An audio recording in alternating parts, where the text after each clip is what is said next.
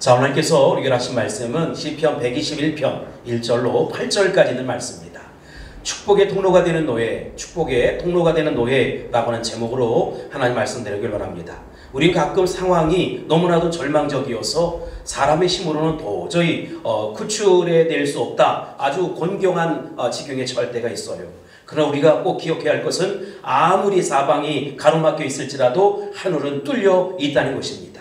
악한 자들이 하나님 언약 백성들을 아무리 깊은 골짜기로 끌고 간다 할지라도 하나님은 모든 상황을 보고 계시고, 악한 자들이 아무도 보지 못하는 캄캄한 밤에도 주의 거룩한 백성들을 해치지 아니하도록 하나님이 도우시고 인도해 준다라고 하는 것입니다.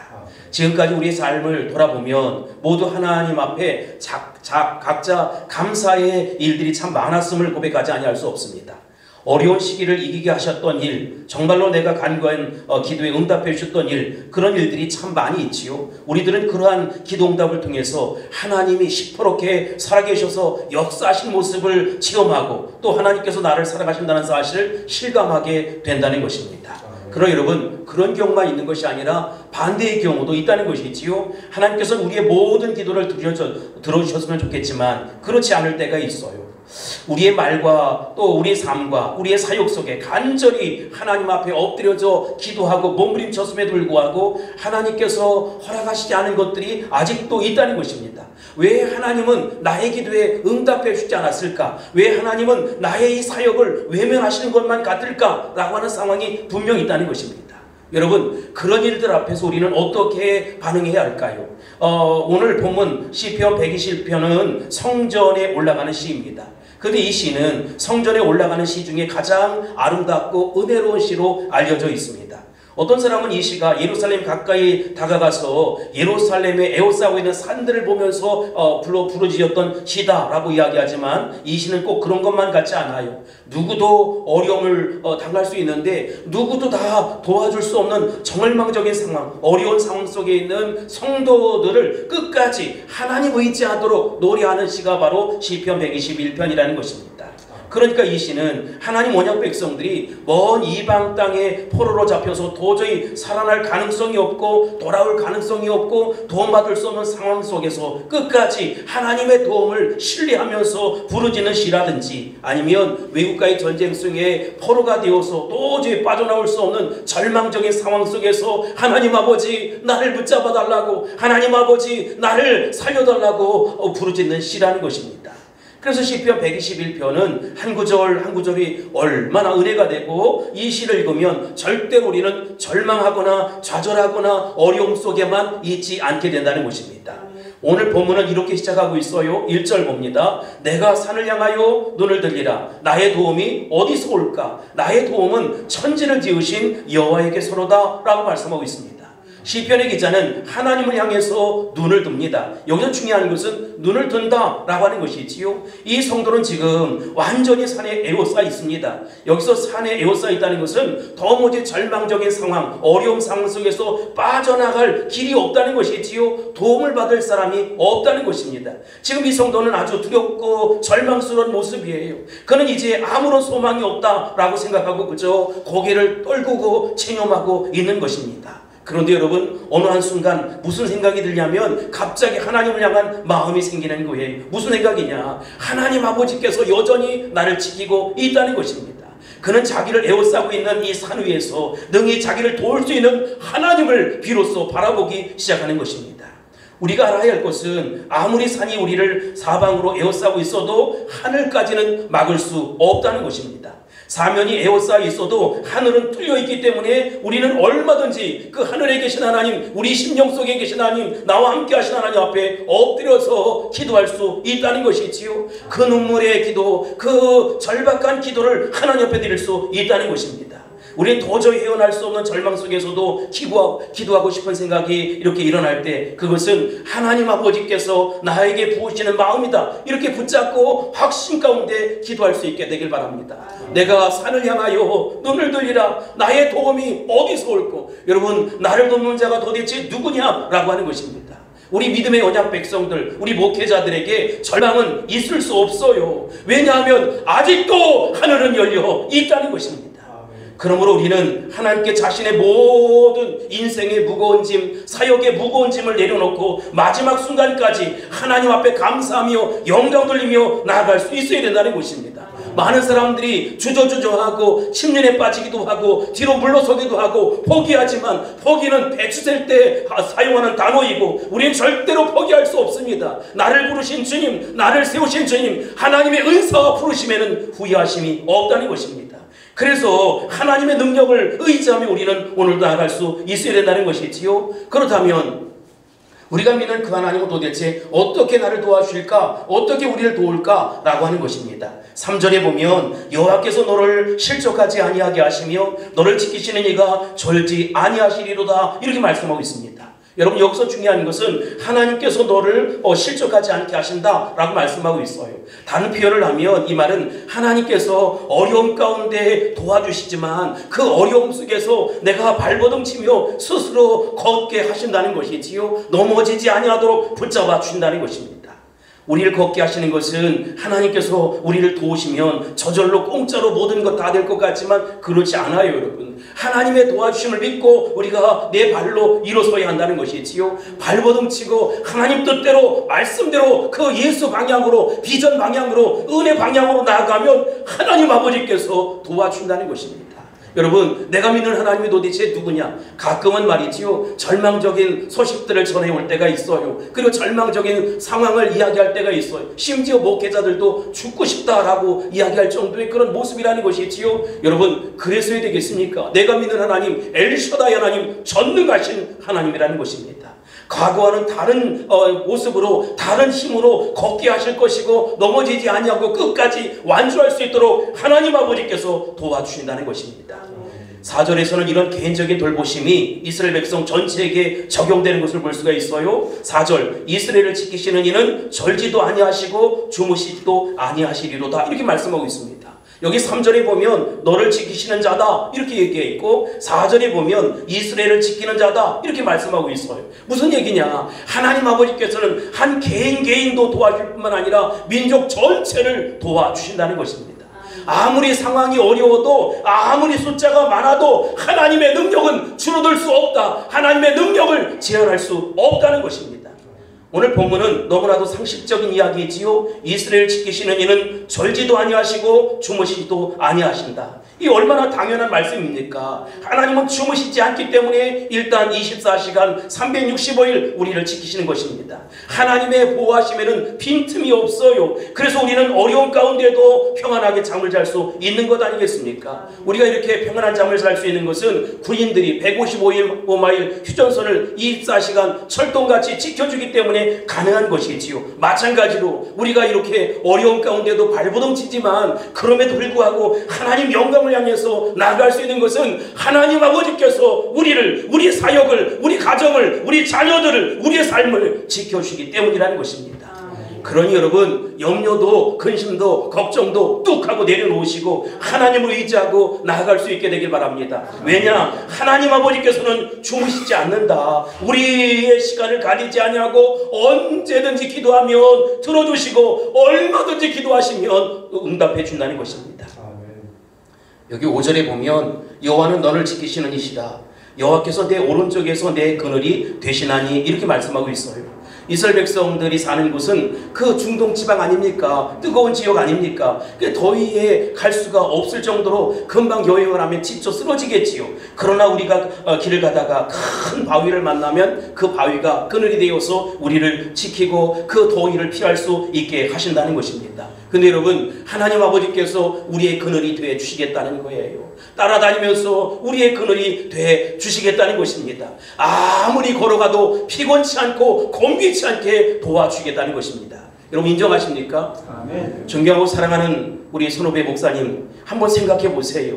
우리가 걸어가는데 언제나 하나님이 함께 걸으신다잖아요. 그래서 하나님께서 우리를 보호하시고 그늘이 되어 주신다는 것이지요. 근데 여러분, 왜 우리가 낙심합니까? 왜 실망합니까? 내 생각이 앞서서 그래요. 하나님을 향한 놀라운, 하나님은 나를 향한 놀라운 계획이 있어요. 왕의 계획을 여러분 이해할 수 있어야 되고 그것을 받아들일 수 있어야 된다는 것입니다.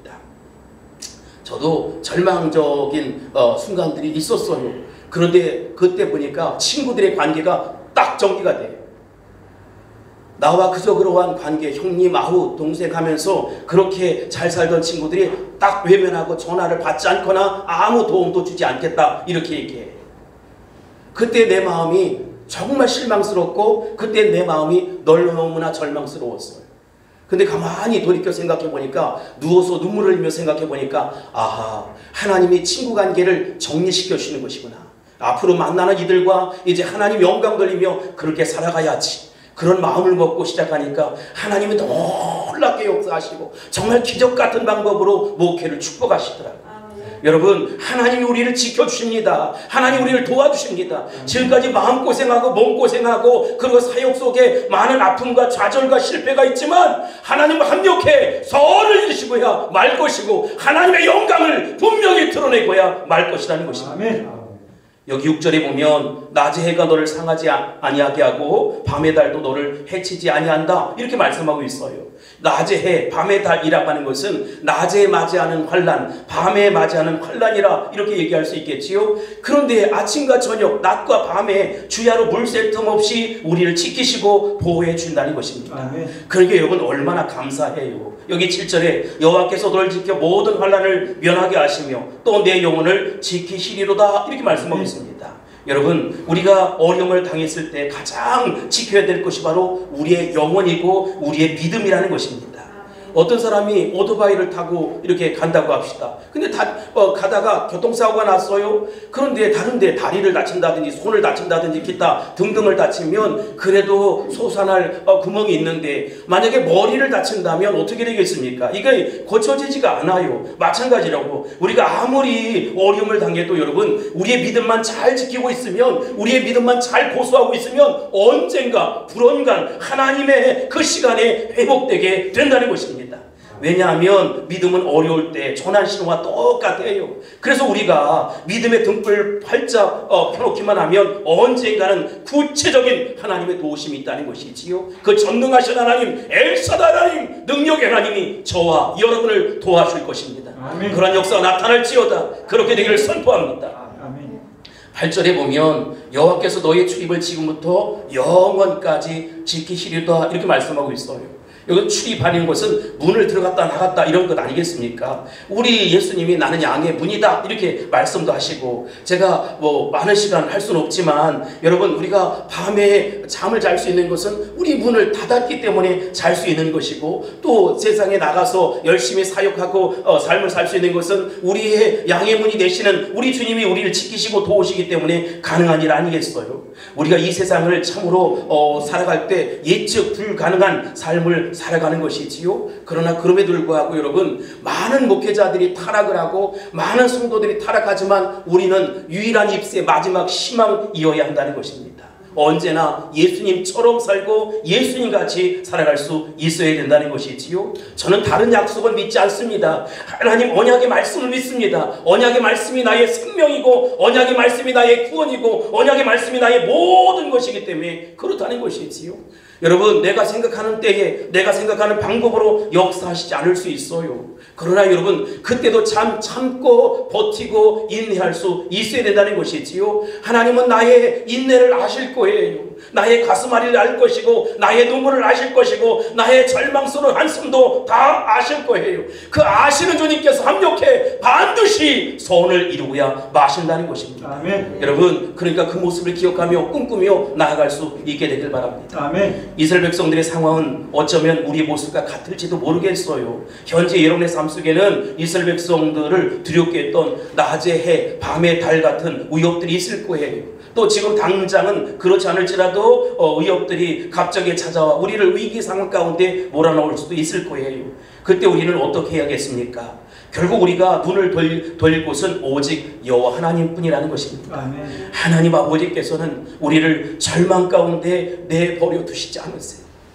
그 하나님 아버지께서는 졸지도 아니하시고 주무시지도 아니하신다는 것입니다.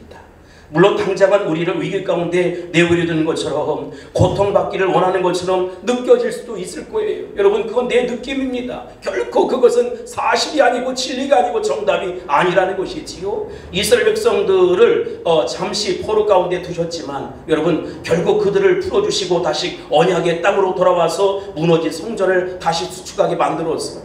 제가 말씀을 연구하다가 이런 생각을 했어요. 애굽 땅이 비옥한 땅이잖아요. 나일강이 있는 아주 비옥한 땅이잖아요. 그런데 왜 하나님은 그 몇 번에 제가 성지순례를 가봤지만 척박한 땅, 돌광야, 모래광야, 그 진흙광야만 있는 그 땅을 젖과 꿀이 흐르는 땅이라고 했을까? 그래서 학자들은 젖은 이것이고 꿀은 이것이다라고 많이 대답을 해요. 그 정답은 그것은 정답이 아니에요. 진짜 정답은 뭐냐면 그 애굽 땅은 나일강이 흐르는 비옥한 땅이지만 왜 가나안 땅이 젖과 꿀이 흐르는 땅이냐면 하나님이 시퍼렇게 그곳에 살아계시기 때문이라는 것입니다. 우리의 사역 속에 여러분 어려움들이 있어요. 그리고 우리를 연단하고 훈련하는 그 과정 속에 많은 아픔들이 있어요. 그리고 성도들과 겪는 갈등도 분명히 있을 거예요. 여러분, 그럼에도 불구하고 주님을 바라볼 수 있게 되길 바랍니다. 아멘. 그럼에도 불구하고 주님을 의지할 수 있게 되길 바랍니다. 아멘. 주님은 나를 지켜보고 계시다는 것입니다. 아멘. 주님은 나와 함께 하신다는 것입니다. 낮에 해도 밤에 달도 나를 상하지 아니하도록 붙잡아 주신다는 것입니다. 아멘. 그러기에 시편 120편의 놀라운 고백은 우리에게 고스란히 적용될 수 있으리라고 저는 확신합니다. 아멘. 지금까지 우리의 시간을 돌아보면 하나님께서 분명 여러분의 기대와 다르게 행하실 부분들이 있을 거예요. 어쩌면 지금 이 자리에도 이런 아픔을 가지고 예배하는 이들이 있을 것입니다. 그런 상황에 직면했을 때 우리는 당연히 혼란을 느낍니다. 안절부절합니다. 하나님, 어찌 이런 일이, 왜 나에게 이런 일이 벌어졌습니까? 하고 우왕좌왕하게 되고 갈팡질팡하게 된다는 것입니다. 어째서 하나님 아버지께서 내 기도에 응답해 주지 않습니까? 라고 정말 따지고 싶은 것이지요. 하지만 내가 원하는 것을 다 허락하시는 않으셨지만 실망시도는 일도 분명히 있었지만 그럼에도 불구하고 지금까지 나를 지켜오신 분이 하나님 아버지라는 것입니다. 기억하시기 바랍니다. 하나님께서는 우리에게 최상의 길을 예비해 두셨다는 것입니다. 저는 지금 당장 우리에게 안겨진 아쉬움이 후에 다행이다, 참 다행이다 라고 그렇게 고백할 날이 올 거라고 확신합니다. 지금 우리에게 주어진 기도 제목들이 훗날의 멋진 신앙의 간증거리가 되어서 돌아오게 될 것입니다. 그러기에 조금 더 믿음 가지고 지금까지 지켜주신 것, 지금까지 지내오게 하신 것 모두 하나님의 은혜라 고백하며 나아갈 수 있게 되길 바랍니다. 하나님은 정녕 분명 여러분을 사랑하십니다. 여러분을 향한 놀라운 계획을 갖고 계시다는 것이지요. 하나님의 은사와 부르심에는 절대로 후회하심이 없다는 것입니다.